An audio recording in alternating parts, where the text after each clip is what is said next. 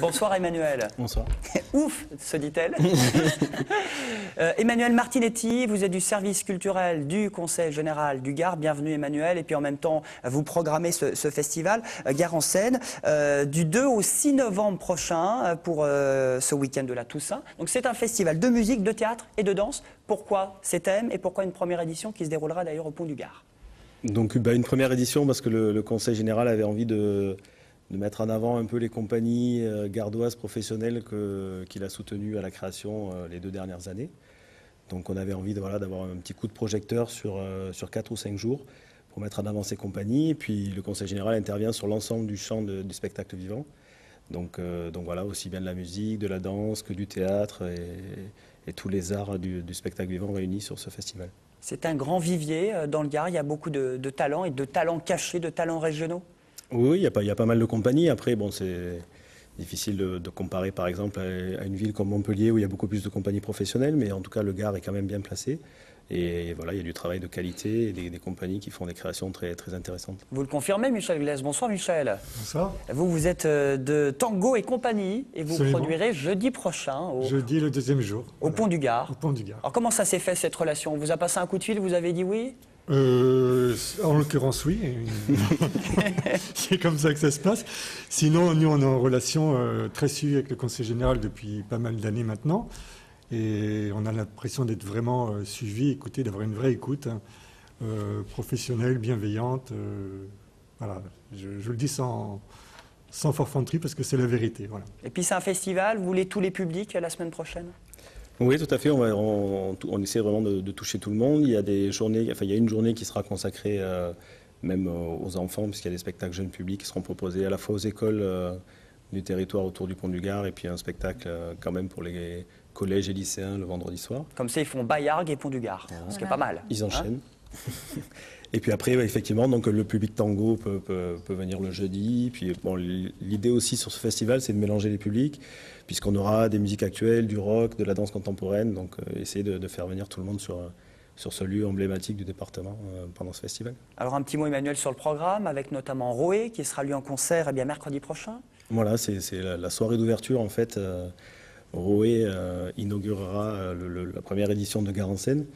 Donc Roé, qui est un musicien qui donc maintenant est sur Nîmes depuis à peu près une quinzaine d'années, qui proposera là un concert avec une première partie plutôt hommage à la chanson française et puis une deuxième partie sur du rock plutôt influence méditerranéenne, flamenco. Voilà, flamenco, il adore ça, Roé, parce qu'on l'a reçu la semaine dernière. Il avait donné un très beau spectacle au théâtre Christian Liger de Nîmes. Et il y a d'autres spectacles également? Donc on enchaînera le lendemain avec le spectacle proposé par la compagnie de Michel Glaise, qui est un spectacle qui s'appelle Tango Fado. Ah ben justement, parlez-nous-en un petit peu, Michel, de votre compagnie. C'est vous qui mettez en scène ce spectacle, Tango et compagnie, musique tango. C'est tout public là aussi pour vous? C'est tout public, donc des enfants à 99 ans, voire plus. C'est bon, ça passe pour nous. Ça va, tout le monde peut venir. C'est pas que tango, c'est comme le nom l'indique, c'est la rencontre du tango et du fado, du tango argentin et du fado portugais, qui sont deux cultures, et pas seulement deux musiques, ou en ce qui concerne le tango, une danse, qui sont nées au même moment, des deux côtés de l'Atlantique, dans des conditions sociales semblables, et qui ont des structures des parcours assez comparables. Donc, il y a des musiciens de tango, des musiciens de fado qui se rencontrent sur scène, une chanteuse de fado, des danseurs de tango. Et tout ce petit monde-là vient échanger. On a l'impression d'arriver dans une soirée un peu privée et de regarder ça un peu par le trou de la serrure. Voilà. Et il sort des choses qui sont des fois du tango, des fois du fado, des fois un mix des deux. Voilà ce qui se passe. Puis c'est bien de connaître. Moi, je ne connaissais pas le mot fado, déjà. On connaît plus bon le tango. Non. Il faut que j'apprenne des choses. Hein. Bon, sur scène, vous êtes 7. Ils sont 7 parce que moi-même, je ne suis pas présent vous êtes en coulisses, sur scène. Oui, je fais pas mal de choses en coulisses, mais sur ce spectacle-là, je reste en coulisses. Ils sont 7, donc il y a 5 musiciens, dont une chanteuse, et un couple de danseurs qui sont Erna et Santiago, donc, qui sont des danseurs de renommée absolument internationale et qu'on a la chance d'avoir à Montpellier. Donc, contrebasse, guitare, tout un mélange. Il y a aussi pas mal plusieurs nationalités qui sont réunies, bien entendu des Argentins, des Portugais. Donc une contrebasse, une guitare portugaise, une guitare classique, un bandoneon et une chanteuse de fado, outre les danseurs dont je viens de vous parler. Bon, rendez-vous donc la semaine prochaine pour Jeudi, ce le spectacle. Jeudi prochain, c'est 8 € le spectacle, c'est ça, Emmanuel, en général? Tout à fait. 8 € pour l'ensemble des spectacles programmés en soirée avec un tarif réduit à 5 €. Et si vous en prenez 2, c'est 12 €. Voilà. Et il y a un C'est une téléphone. affaire.